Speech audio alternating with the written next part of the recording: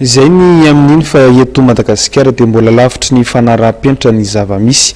Saika amin'ireo sampandraharaha rehetra no tsikaritra ihany raha ny fonjan'Antanimora ohatra.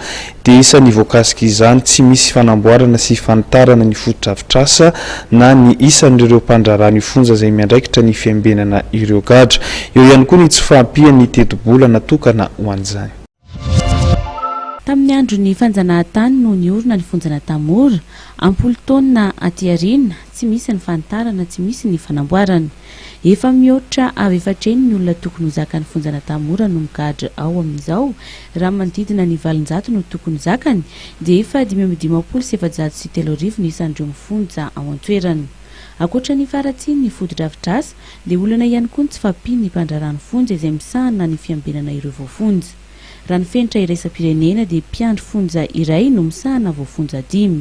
Lavitra izany anefa ny eto amintsika satria mpiandry fonja iray misahana voafonja 100.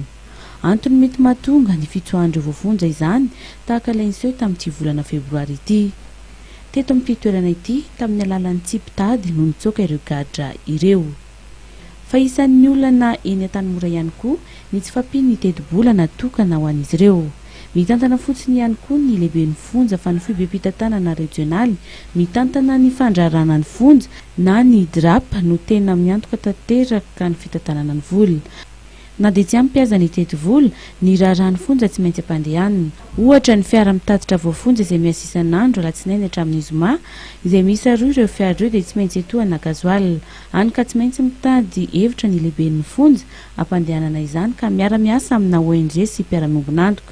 Araka ny nambaran'ny lehibe ny fonja, commandant Rakoton'Andrianina Olivier, dia miara-miasa amin'ny ONG sy mpiara-miombonantoka izy, entina hanampiana ny teti-bola izay omen'ny fanjakana izay tsy maharaka ny filana.